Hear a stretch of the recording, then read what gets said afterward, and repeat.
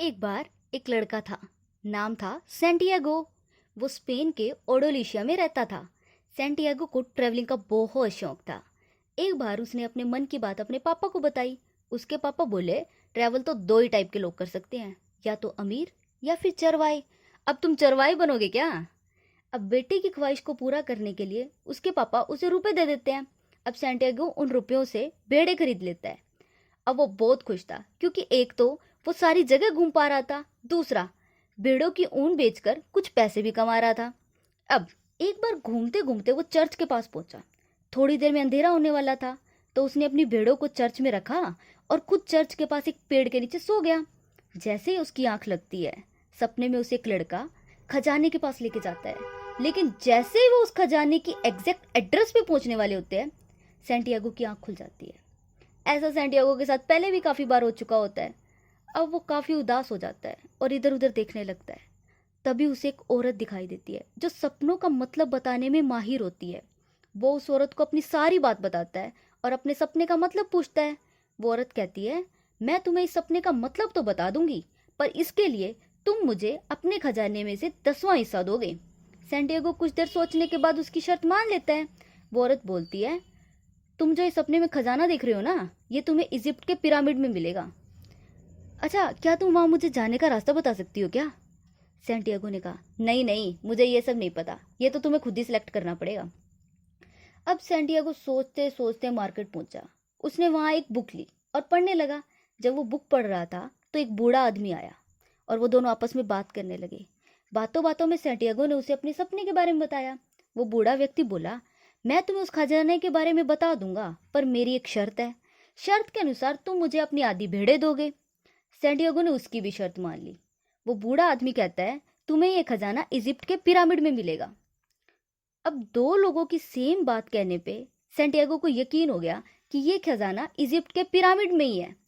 अब सैंटियागो ने बची हुई भेड़ों को बेचा और अफ्रीका का टिकट ले लिया। अब सैंटियागो जैसे ही अफ्रीका पहुंचता है, उसे एक आदमी मिलता है और उसके यहाँ आने का कारण पूछता है। सैंटियागो उसे भी अपने सपने की कहानी बताता है। वो आदमी बोलता है, तुम यहाँ तक तो पहुंच गए, पर आगे पहुंचने के लिए भी तुम्हें पैसे की जरूरत होगी। सैंटियागो कहता है, हाँ हाँ, है ना मेरे पास पैसा, ये देखो। एक्चुअली वो आदमी चोर होता है। अब सैंटियागो का समझ नहीं आता उसे क्या होना है, क्योंकि वो चोर था तो वो उसके सारे पैसे ले गया। अब सैंटियागो हैरान परेशान खुद को कोसता है, मैं आया ही क्यों यहाँ, जरूरत क्या थी मुझे आने की। थोड़ी देर बाद सोचते सोचते वो वहां के मार्केट पहुंचते हैं। वहां उसे एक व्यापारी दिखता है।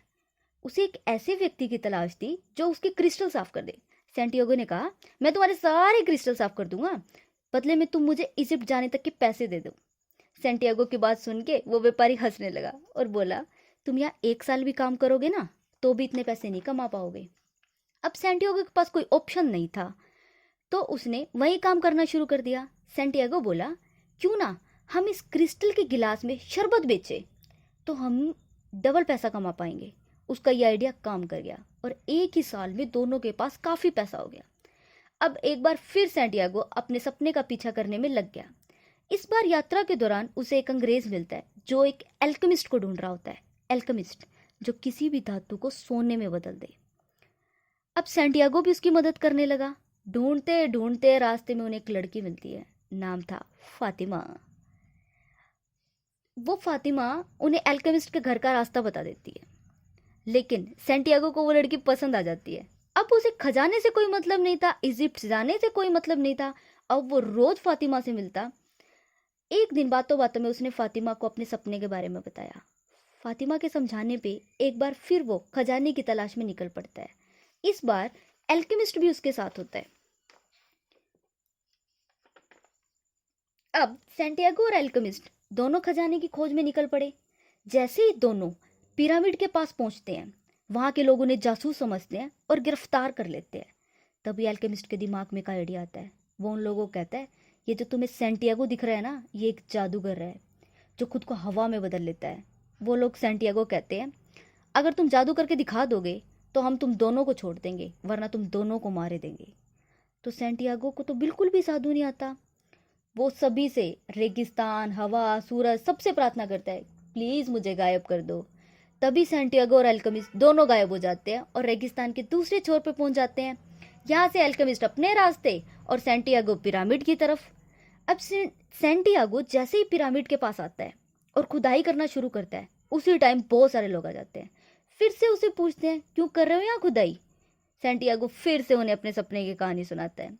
लोग उस पर हंसने लगते हैं।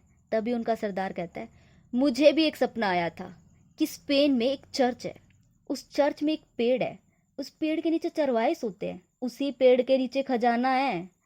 लेकिन मैं तुम्हारे जितना बेवकूफ़ नहीं हूँ जो अपने सपनों पे यकीन करूँ। ऐसा कह के वो सारे हंसते हैं और चले जाते हैं। उन सब के जाने के बाद सैंटियागो बहुत खुश होता है। क्यों? क्योंकि उसे खजाने का पता लग चुका होता है। अब वो वापस अपने घर आता है। उस चर्च में लगे पेड़ जहाँ वो सोता था वहाँ पे वो खुदाई करने लगता है और सारा खजाना प्राप्त कर लेता है। अब वादे के अनुसार वो खजाने का 10वां हिस्सा उस औरत को देता है और फातिमा के साथ शादी करके खुशी खुशी रहने लग जाता है।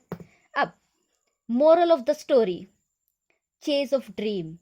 सैंटियागो की लाइफ में इतनी मुसीबतें आई, फिर भी उसने अपने मकसद को नहीं छोड़ा और लास्ट में उसे प्राप्त कर ही लिया।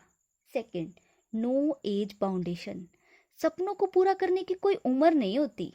अगर आपकी नीयत सच्ची हो तो किसी भी उम्र में अपने सपने को पूरा किया जा सकता है। और इंस्पिरेशन बुक समरीज के लिए सब्सक्राइब करें हमारे चैनल को। Thank you.